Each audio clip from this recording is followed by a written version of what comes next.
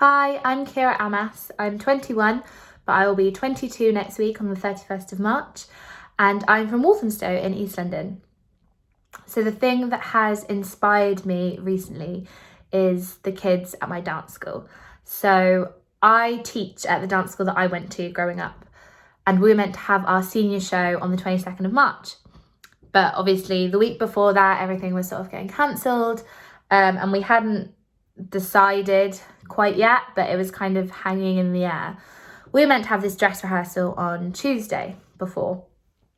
And so all the kids were in, and seniors at our dance school is about 13 to 18. So they're all there getting into their costumes.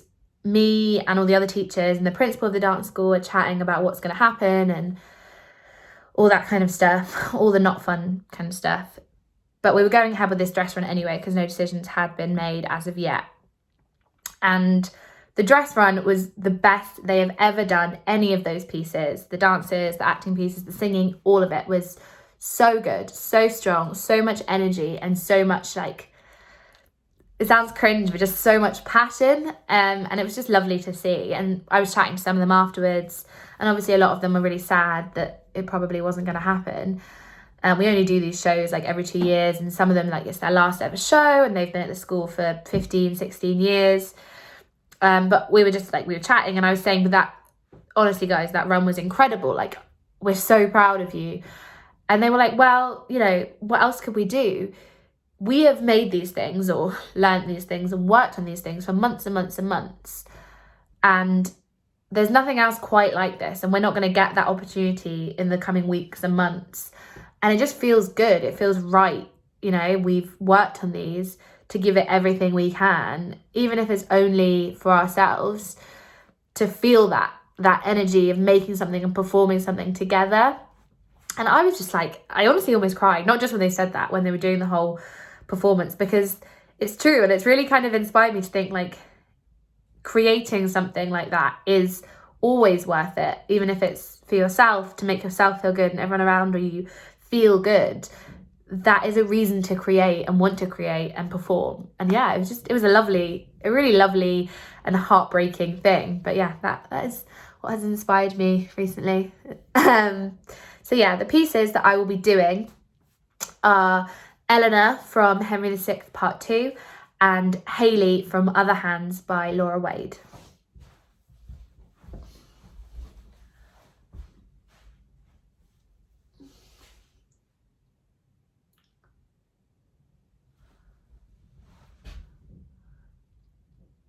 Why droops my lord, as hanging the head at Ceres' plenteous load? Why doth the great Duke Humphrey knit his brows, as frowning at the wonders of the world? Why are thine eyes fixed to the sullen earth, gazing on that which seems to dim thy sight? What seest thou there? King Henry's diadem, enchased with all the honours of the world. If so, gaze on and grovel on thy face until thy head be circled with the same. Put forth thy hand. Reach at the glorious gold. What, is it too short? I'll lengthen it with mine, and having both together heaved it up, we'll both together lift our heads to heaven, and nevermore abase our sights so low as to vouchsafe one glance unto the ground.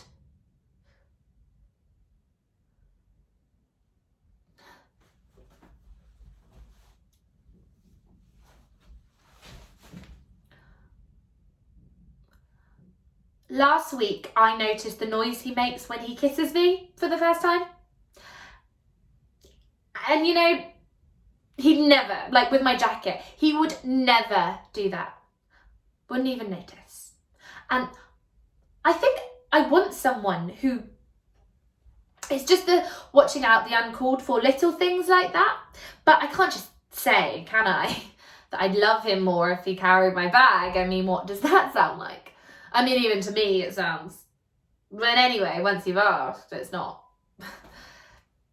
I feel like I'm changing, but not actually. There's nothing actual or circumstantial things, I think, changing. The way I think, Like the other day, I'm on the train to Slough or Maidenhead, and I bought a paper and I read this article about tiger prawns. Did you know this?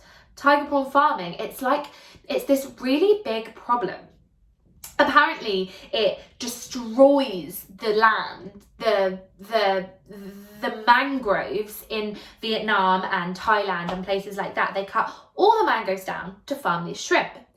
Then, because of the chemicals and stuff they feed them, because of that level of acid or whatever going into the soil, it kills it.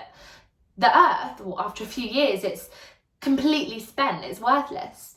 So then when the shrimp farming fails, when all the shrimp die or the crop get contaminated, which apparently happens quite a lot, they can't go back to farming anything else.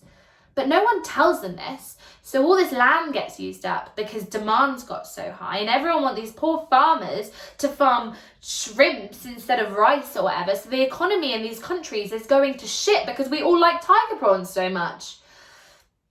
Anyway, so I read this in the morning, and then by about 11, when I'm starting to get hungry for lunch, all I can think about is fucking tiger prawns. How much I want a tiger prawn sandwich. So I'm scouring Marks and Spencer's in Slough or somewhere bollocks, absolutely desperate for a tiger prawn salad, you know, after reading that. And I think, what is that? And I'm not sure if I care. Like, fox hunting. I know I'm opposed to fox hunting. I know I must be. I can't really remember why. And you know, sometimes I think I'd really like to wear fur. For example. Thank you.